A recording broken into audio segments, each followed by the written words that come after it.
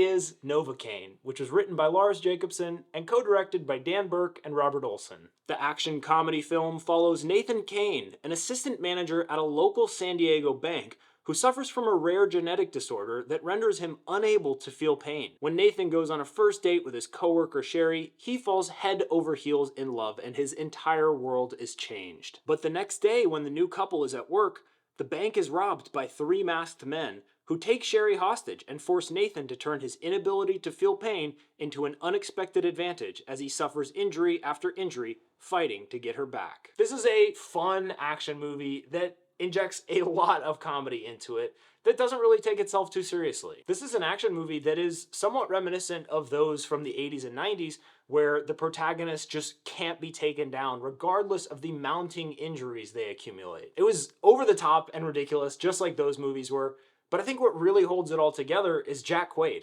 He's just so incredibly likable, and he's really what makes the character believable at all. He totally embodies this role. He's really the perfect person where you see him and you just go, yeah, that absolutely is a guy that is an assistant manager at a bank. The rest of the cast also did really well too.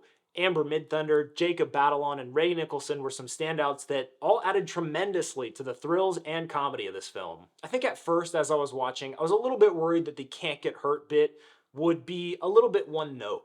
But as the action sequences and the injuries continued to add up, they quickly escalated in insanity, and it actually got much better as the film went on. I really liked the attention to detail that the filmmakers included surrounding his condition, like the tennis balls covering the sharp corners in his apartment, or the tiny little gummy erasers covering up the sharp pencil tips on his desk, or even the timer that he has on his watch to remind him to go pee so that his bladder doesn't burst. It actually gives the audience some insight into the very real condition of CIPA, also known as congenital insensitivity to pain with anhidrosis. You gain a perspective on some of the challenges that someone with this condition faces on an everyday basis, and an appreciation for their ability to overcome them. I think there was definitely a missed opportunity to have a needle drop of Frank Ocean's Novocaine play at some point in the film, but overall the soundtrack was really solid and played really well with the theme and overall premise of the movie. And even if the message is something that we've heard before, it maybe feels a little cliche, it was surprisingly beautiful within the context of the movie. That you can sometimes be so afraid of hurting yourself that you don't really ever live, and that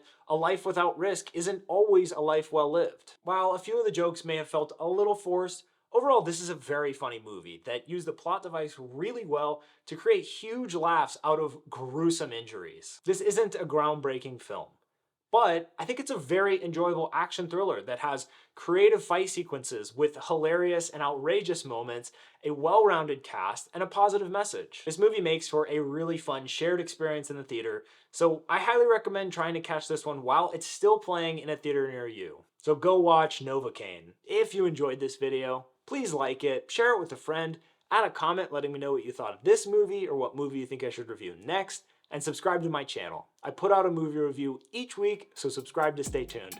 Thanks, y'all.